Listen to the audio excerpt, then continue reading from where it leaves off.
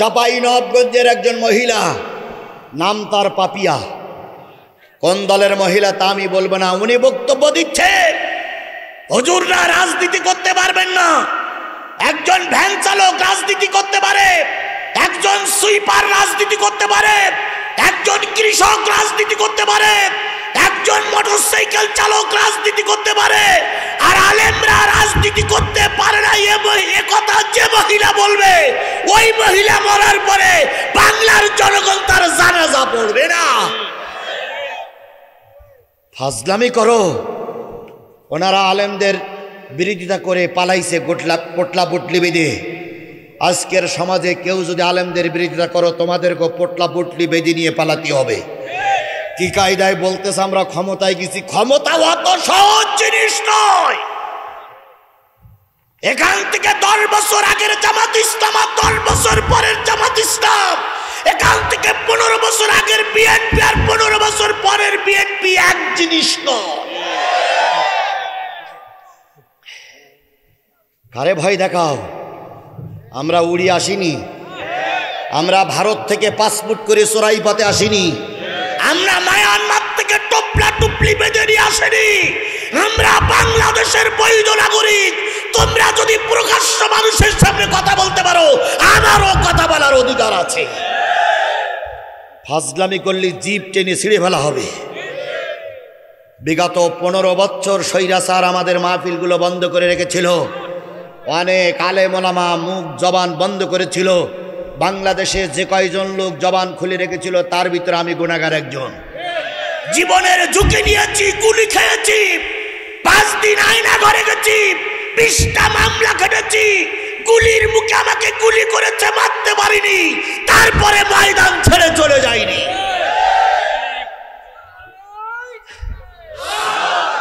কাদের ভয় দেখাও? ভয় দেখাবা কাপুরুষদের। আমরা কাপুরুষ নই, আমাদের ভয় দেখাতে এসো না।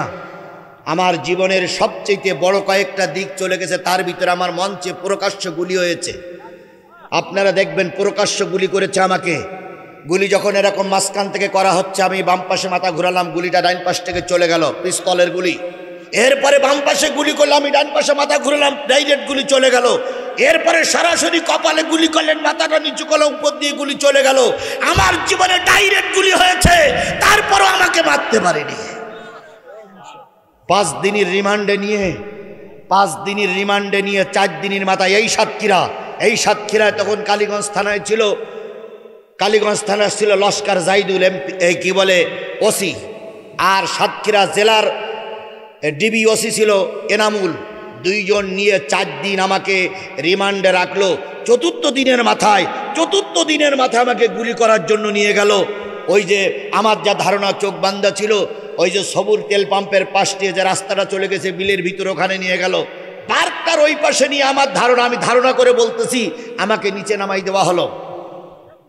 নিচে নামাই দেওয়ার পর আমার পিছনে রাইফেলের ব্যানট, রাইফেলের মাথা ঠেকানো হলো। নিচের থেকে দাঁড়িয়ে বলতেছে স্যার দেব। উপরের স্যার বলতেছে টান গুলিয়ে শয়তানের বাসাই রেখে লাভ নেই। ওরা কল টিপলো, গুলি বাহির হলো না। গুলি বাহির হলো না। এরপরে বলতেছে স্যার গুলি তো বাহির হয় না, কাই ও যন্ত্রটা পাল্টা। ওটা পাল্টি আর একটা নিল, সেবারও গুলি করলো, গুলি বাহির হলো না।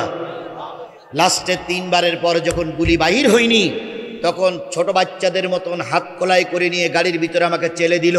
হাত বাঁধা, পা বাঁধা, চোখ বাঁধা অবস্থায় সমস্ত পুলিশগুলো আমার পায়ের বুকির পরে পা রেখে, শরীরের পরে পা রেখে বলেছিল তুমি বড় চালাক আর আল্লাহর খুব প্রিয় বান্দা, এই জন্য গুলি বাহির হলো না। ও আমার জাতি, 2 বার গুলির মুখ থেকে আল্লাহ আমাকে বাঁচিয়ে রেখেছে। আর একটা দিন আমার বাঁচার আশা তেমন নাই। যতক্ষণ বেঁচে থাকি আল্লাহর কোরআনের পক্ষে বাঘের বাচ্চার মতন বেঁচে থাকবো। 1000 বছর পাতি শিয়ালের মতন বেঁচে কোনো লাভ নাই।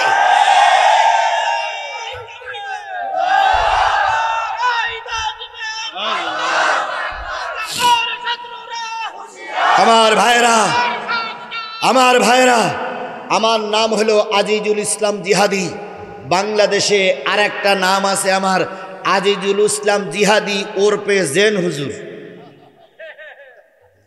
আমার নাম আছে কি? জেন হুজুর। কেন জানেন? অনেক মাহফিল থেকে এই মোনাজাত করতে করতে লাইট নিভে গেছে। লাইট নিভে গেলে ওই 1 মিনিটের ভিতরে কাপড় খোলা শেষ। পুলিশ সব চারিদিক দাঁড়াই আছে, হুজুর কই, হই হই হই রই রই, হুজুর গেল কই, হুজুর ওই এক গেঞ্জি গায়ে দিয়ে বেরিয়ে চলে গেছে। ওরা বলেছে যেন হুজুরি আসলে মানুষ না। তারপরে পাশে এক লোক বসে রয়েছে চাদর মুড়ি দিয়ে। আমি মঞ্চের থেকে নেমে আমার টুপিটা ওর কাছে দিয়ে চাদর মুড়ি দিয়েই চলে গেছি। পুলিশ মনে করছে যে লোক চাদর মুড়িতে বসে সেই লোকে চলে যাচ্ছে, পুলিশ আর ধরতে পারিনি। এই জন্য পুলিশ আমার নাম রেখেছিল জেন হুজুর। একটা ছোট্ট কথা, আমি বগুড়ায় ওয়াজ করতেছি, শিবির আওলারা আমাকে ওয়াজের দাওয়াত করে নিয়ে গেছে। ওয়াজ চলছে, আমি সাধারণত 12টা পর্যন্ত কথা বলি। 12:15টার দিকে শিবিরি সভাপতিরা চিঠি লিখতেছে, হুজুর মঞ্চে আপনার পুলিশ হাজির, দুই পাশে আওয়ামী লীগ, যুবলীগ, ছাত্রলীগ, কৃষক লীগ, পাইখানা লীগ, পেশাব লীগ সব হাজির। আজকে নামার মতন কোনো লাইন নেই। আমি চিন্তা করলাম, আল্লাহ সব যখন হাজির, 15 মিনিট এমন ওয়াজ করব যে আমি মরে যাওয়ার পরে এই ওয়াজ অন্তত 10 বছর চলবে। এবার যেটুক বাকি ছিল সেটুক শুরু করলাম। ওসি সাহেব ডাইন পাশে, দারোগা সাহেব বাম পাশে। ওসি সাহেব পিস্তলটা খুলে টেবিলের পরে রেখেছে, দারোগা সাহেবের কোমরে হাত কড়া ঝুলতেছে। আমি এবার আলোচনা শুরু করলাম। ওসি সাহেব আর দারোগা তো খেপে গেছে।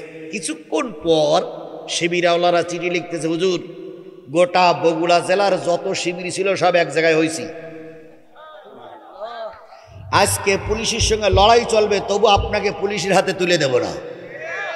আজকে এই জিহাদ শুরু হবে, একটারও ছেড়ে দেব না, তবু পুলিশের কাছে আপনার যেতে দেব না। আপনি একটু কৌশল অবলম্বন করবেন। দ্বিতীয় বক্তা আপনার পিছনে বসে আছে, মোনাজাত আপনি করবেন হাফ, আর হাফ দেবেন হলো দ্বিতীয় বক্তার কাছে, আর বাকিটা আমরা দেখতেছি। তাহলে সাহস একটু বাড়ল না ভাই? বাস এই কথা শোনার পরে আমি ওসি সাহেবের গায়ে হাত দিয়ে বলতেছি, ভাই ভালো আছেন? আসি ভাইজান জন্মস্থান নাটোর, মানে খুব মেজাজে মেজাজে ভাব। তো ভাই বাবা মা দুইজন আছে? বাবা নাই। আল্লাহ, সদর থানার ওসি আমার পাশে বসা, বাবা নাই। আল্লাহ ওসি সাহেবের বাবাকে তুই মাফ করে দাও। আল্লাহ জান্নাতের মেহমান বানিয়ে দাও। করুণ সুরে দোয়া হচ্ছে। ওসির মন একটু নরম হইল। চিন্তা করলাম, একটা যখন নরম হয়েছে আরেকটা তো নরম করার দরকার। বাম হাত দিয়ে বলতেছি, দারোগা ভাই বাপ মা কয় দুইজন মারা গেছে, বাড়ি কয় বাড়ি নওগাঁর মন্দয়। আল্লাহ, দারোগার মাও নাই, বাপও নাই, যার মা নাই বাপ নাই সে বড় ইতিম। আল্লাহ ইতিমের নিয়ে দোয়া করতেছি, আল্লাহ দারোগার মা বাপরে জান্নাতের মেহমান বানিয়ে দাও। মন একটু নরম হবে না? হবে না? একটু হওয়ার সময় বাপ মার কথা বলা হয়েছে। তারপরে পিছনে কিছু পুলিশ বসে আছে আর লিটল বাহিনী, ওরা দাঁড়াই আছে। মনে করতেছে আজকে তো শেষ। এবার আমি মোনাজাতের আগে খেয়াল করলাম কি কৌশল অবলম্বন করা যায়। এবার বলতেছি, ভাই সব মোনাজাত আল্লাহ কবুল করে, তবে চোখ বন্ধ করে মোনাজাত করলে সেইটা আল্লাহ বেশি কবুল করে। উদু ইলা সাবিলি রব্বিকা বিল হিকমা, চোখ বন্ধ করে মোনাজাত করলে আল্লাহ বেশি কবুল করে, আকর্ষণটা আল্লাহর দিকে যায়। এই কথা শোনার পর আমি এখন মোনাজাত করো ভাই, সবাই চোখ বন্ধ করবেন। বলার সাথে সাথে আমিও চোখ বন্ধ করেছি। 2 মালে চোখ বন্ধ। পুলিশিরা পিছনে যারা আছে সেগুলারও চোখ বন্ধ। ডাইনে তাকাই দেখি হেলমেট বাহিনী কেউ বসেছে, কেউ দাঁড়াই দাঁড়িয়ে হাত তুলেছে। কারো চোখ বন্ধ, কারো চোখ বন্ধ না। আমি এবার মোনাজাত শুরু করলাম। রব্বানা যালামনা আনফুসানা ওয়া ইল্লাম তাগফির লানা ওয়া তারহামনা লানাকুনান্না মিনাল খাসিরিন।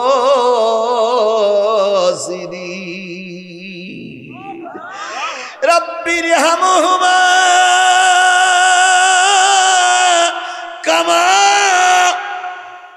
দিছি এক কান টান দিয়ে দ্বিতীয় বক্তার বলতেছে, দ্বিতীয় বক্তা পিছন থেকে সামনে আসলো, আমি ওই ফাঁক দিয়ে চলে গেলাম। ওসি বলো বসে আছে, চোখ বন্ধ।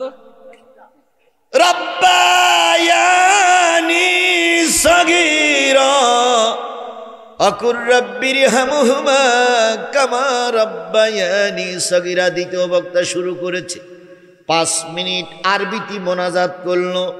এরপর ওসির বাপ, দারোগার বাপ, ওসির মা, দারোগার মা, পুলিশের মা, শেখ হাসিনার মা, শেখ হাসিনার বাপ জান্নাতে দিতি আছে, দিতি আছে, দিতি আছে, দিতি আছে, সবাই জান্নাতে ঢুকছে পালাক্রমে।